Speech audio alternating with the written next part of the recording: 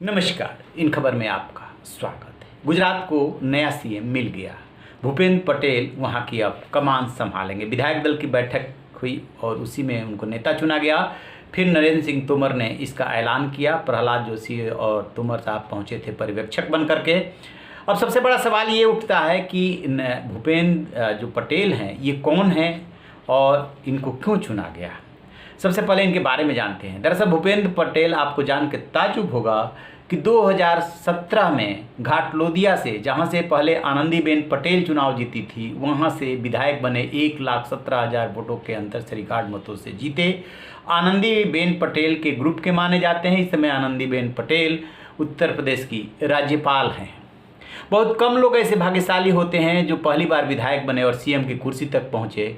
उन्हीं भाग्यशालियों में से एक हैं भूपेंद्र पटेल। सिविल से डिप्लोमा हैं और बिल्डर भी हैं।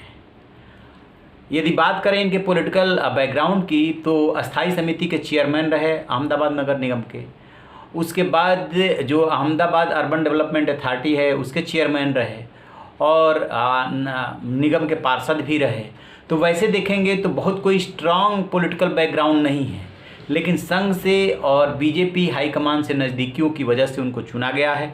बीजेपी की आदत है जब भी वो कोई मुख्यमंत्री बनाती है तो ऐसे ही आश्चर्यजनक ढंग से चेहरा सामने लाती है। जो चर्चे में रहते हैं वो बनते नहीं हैं। कर्नाटक का उदाहरण सामने है। बुम्बई दूसरी पार्टी से आए थे, आकर के सीएम बन गए। अभी उत्तराखंड में जो 2 सीएम बने हैं, त्रिवेंद्र सिंह रावत को हटा करके तीरथ सिंह रावत बनाए गए और उनको हटा करके पुष्कर धामी बनाए गए। तो आपने तब गौर किया होगा कि दोनों नामों में से कोई चर्चा में नहीं था। ठीक ऐसे ही जो है भूपेंद्र पटेल के नाम की चर्चा नहीं थी और भूपेंद्र पटेल अचानक जो है मुख्यमंत्री चुन लिए गए। विधायक दल की बैठक में नेता चुन लिए गए। अब वो राज्यपाल से मिलकर के सरकार बनाने का दावा पेश करेंगे।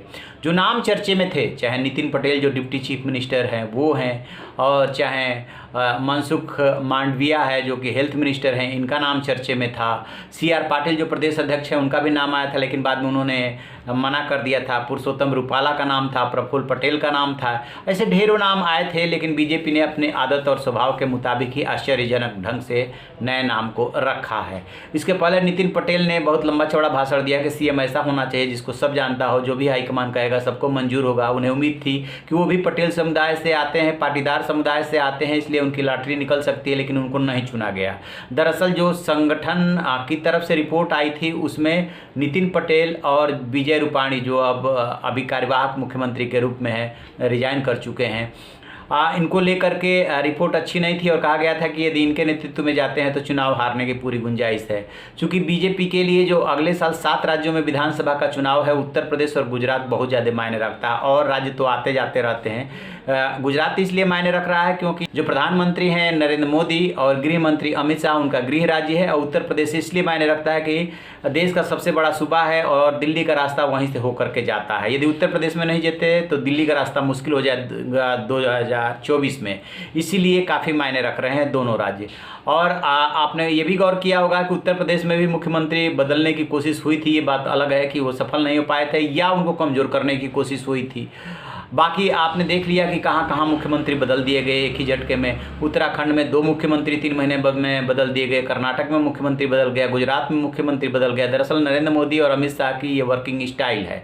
लेकिन सबसे जो बड़ा आश्चर्य और सवाल है कि आखिरकार इनको क्यों चुना गया। ये तो समझ में आ रहा है कि पाटीदार समुदाय से है और वहाँ पे गुजरात की राजनीति में काफ़ी ये मायने रखता है, इसलिए इनको चुना गया। और पाटीदार समुदाय के कई संगठनों और ट्रस्ट से इनका ताल्लुक है, तो इस नाते भी चुना गया होगा कि इनका अच्छा बेस है। लेकिन इससे ज़्यादा मायने रखता है कि किससे कहाँ कनेक्टेड हैं, और इसलिए नया चेहरा ले आकर के बीजेपी के की ये भी रणनीति रहती है कि कोई आरोप नहीं है, निर्विवाद चेहरा लाया जाए ताकि चुनाव में बहुत ज़्यादा विरोधियों को विरोध करने का मौका ना मिले। अब देखते हैं, बीजेपी ने दांव चल दिया है, कल या परसों उनका शपथ ग्रहण होगा कि ये उसका प्रयोग कितना सफल होता है। तो आप रहिए बेखबर, देखते रहिए इन खबर। Thank you.